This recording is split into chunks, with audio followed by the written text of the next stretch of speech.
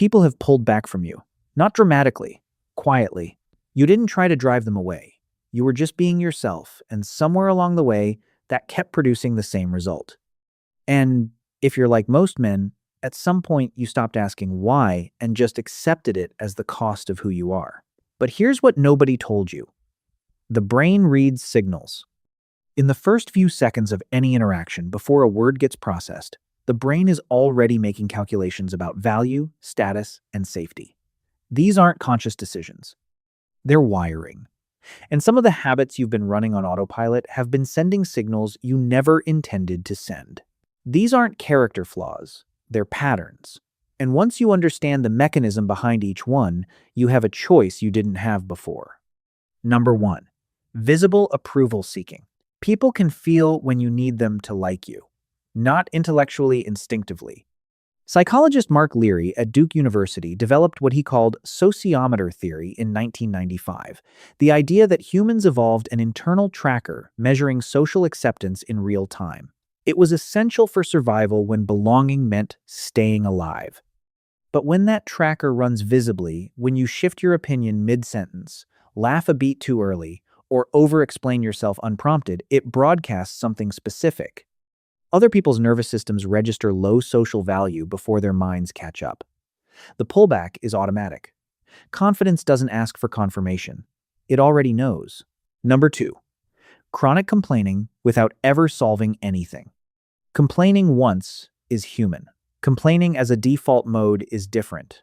Psychologist Elaine Hatfield at the University of Hawaii documented that negative emotional states transfer automatically between people, what she called emotional contagion. When someone spends consistent time near a chronic complainer, their own stress hormones elevate, not by choice, by exposure. People don't consciously decide to avoid you. Being near you just starts costing them something physiological they can't quite name. Over time, the body keeps score even when the mind doesn't. Number 3. The one-up.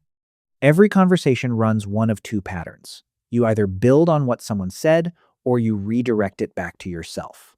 Sociologist Charles Derber named the second pattern in 1979 conversational narcissism, the shift response. Instead of engaging with what the other person shared, you pivot to your own experience. That happened to me too, actually. It doesn't feel aggressive. It feels natural.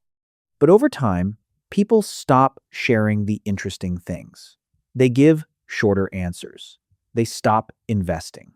Not because they dislike you, because the return on investment keeps coming up zero. Number 4. Defensiveness. John Gottman spent 30 years studying what makes relationships deteriorate. He found that defensiveness was one of 4 specific patterns that predicted distance with over 80% accuracy. Not conflict, defensiveness. The yeah, but. The counter-explanation before you've actually heard the feedback. The reframe that turns every observation into an attack on your character. Here's what people learn when you respond that way. Hard truths are expensive to deliver to you, so they stop delivering them. That sounds like peace. It's actually isolation. Number 5. Oversharing too early. In 1973, psychologists Erwin Altman and Dalmas Taylor described how trust is built in layers, what they called social penetration theory. Intimacy develops through incremental disclosure, not all at once. When you skip layers sharing deep personal history before context exists, you don't come across as vulnerable or brave. You come across as someone without social calibration. The other person doesn't feel honored by your openness. They feel unexpectedly responsible for something they didn't ask to carry. Number 6. Unreliability. David DeSteno at Northeastern University studies the micro-signals people use to decide if someone is worth trusting. The small things. Whether you showed up when you said you would, whether you followed through on something minor, each break registers not consciously, but cumulatively. Over time, people don't stop liking you. They stop counting on you. And here's the architecture of real connection. People only truly let in the ones they count on. Reliability isn't a boring trait. It's the base layer of everything else. Number 7. Conversational domination. There's a specific kind of person who has something to say about everything, fills every silence, corrects every wrong fact, never quite stops talking long enough to find out who's actually in the room with them. There was a man at an office like this. Smart, rarely wrong, always the loudest voice in any meeting. At his going away party after 3 years, 4 people showed up. Not because anyone disliked him, because spending time with him felt like labor, and people run their own energy calculations without realizing they're doing it. He never understood why the room never quite reached back. The most magnetic people in any room aren't the ones talking most. They're the ones who know when to stop. But here's what I want you to actually sit with for a moment. How many of these habits did you consciously choose, and how many are just running on default? Because there's a real difference between who you are and what your brain does when no one ever gave it better wiring. The habits on this list aren't proof of your character. They're proof of what you were handed or what you built when you didn't have better options yet. Number 8. Self-deprecating deflection. There's a difference between genuine humility and performing it for reassurance. Excessive self-deprecation. I'm the worst at this. I'm such a mess. I never do anything right. Is, psychologically, a bid for contradiction. You want someone to push back and say you're wrong. Most people recognize the pattern by the second or third time. They give you the reassurance once. After that, it starts registering as maintenance. What reads as modesty on the inside reads as an emotional levy on the outside. And people, quietly and without cruelty, reduce how much of themselves they invest in high-maintenance exchanges. Number 9.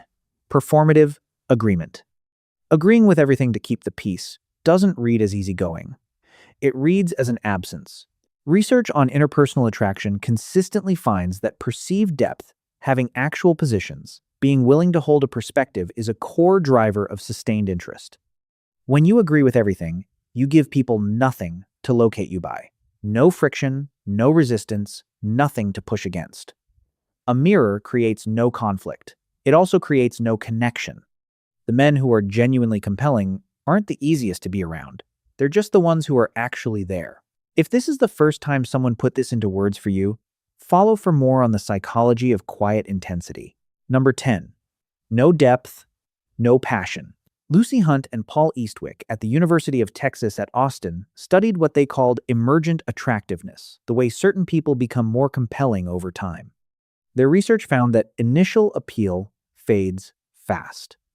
What holds sustained attention is perceived depth. Having something you genuinely care about that isn't trending, a craft, a question you're still turning over, a direction you're actually moving in. The men who become more attractive with time aren't the ones who changed how they look.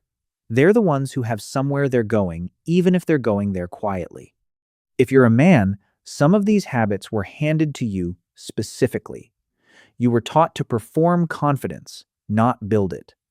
To fill silence instead of inhabit it. To treat needing people as weakness and needing no one as strength. Most of these patterns aren't about who you are. They're about the instructions you received before anyone offered you better ones.